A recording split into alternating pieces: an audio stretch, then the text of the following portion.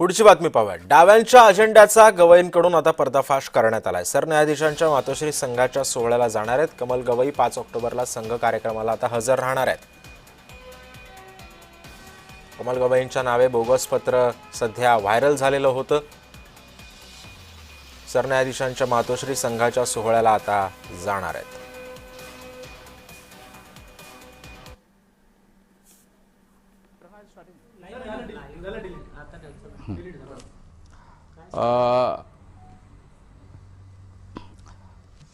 तीन ते 5 तारखेला संघाचा कार्यक्रम अमरावतीत होत आहे आणि त्या कार्यक्रमाला आई साहेबांना निमंत्रण भेटलेलं आहे। नाही, आई साहेबांनी ते निमंत्रण स्वीकारलंही आहे।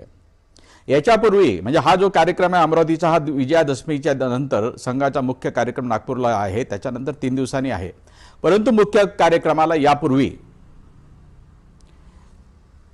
आदरणीय दिवंगत रिपब्लिकन पक्षाचे नेते बॅरिस्टर राजाभाऊ खोब्रागडे हे सुद्धा उपस्थित राहिलेले आहे। मुख्य कार्यक्रमाला नागपूरच्या दादासाहेब गवई सुद्धा उपस्थित राहिलेले आहे। त्यामुळे आई साहेबांनी त्याचं निमंत्रण दिलेलं आहे आणि तसेही गवई परिवाराचे पक्षविरहित असे संबंध आहेत। त्या काळामध्ये गवई साहेबांचे अटल बिहारी वाजपेयी आणि इंदिरा गांधी यांचे अतिशय जवळचे संबंध होते।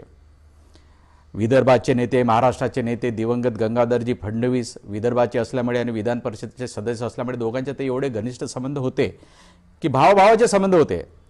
परंतु विचारधारा त्यांची नेहमी वेगळी राहिली। तेव्हा एखाद्याच्या कार्यक्रमाला गेलं की आपली विचारधारा बदलेल असं मुळीच नाही। एकमेकांच्या कार्यक्रमात गेलं पाहिजे अशा मताचा मी आहे।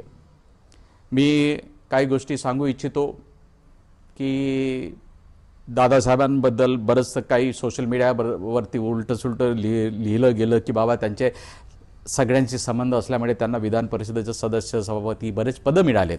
मी आज एकच सांगू इच्छितो की गवई साहेबांना इंदिरा गांधींनी त्या काळामध्ये काँग्रेस पक्षामध्ये जर प्रवेश केला तर मुख्यमंत्री पद देऊ अशा प्रकारचं कबूल केलं। मला स्वतः सोनिया गांधींनी 2009 आणि 2014 आता 2019ची निवडणूक 2009 आणि 14 मध्ये सोनिया गांधींनी आणि 2019 मध्ये मल्लिकार्जुन खरगे यांनी ऑफर दिली होती की तुम्ही जर पंजा निशाणीवरती उभे राहिला तर आम्ही तुम्हाला लोकसभेची तिकीट देऊ। गवई परिवार हा सत्ताच्या मागे कधी नाही। सत्ता जर त्यांना पाहिजे असती तर याच्यापेक्षा मोठे मोठे पदं दादासाहेब गवईंना मिळू शकले असते, मलाही मिळू शकले असते। मी स्वतः MBBS पोस्ट ग्रॅज्युएट डर्मॅटॉलॉजी आहे। 28व्या वर्षी मी सोमय्या मेडिकल कॉलेजमध्ये टीचरचं काम करत होतो। आज मी कुठपर्यंत पोहोचलो असतो, परंतु पक्षासाठी, या विचारासाठी आणि मी त्या पदाचा राजीनामा दिला आणि आजही आमची विचारधारा पक्का आहेत, मैत्री राहीलच। त्यामुळे कमल गवईंच्या नावे बोगस पत्र व्हायरल झालंय। सरन्यायाधीशांच्या मातोश्री संघाच्या सोहळ्याला आता जाणार आहेत।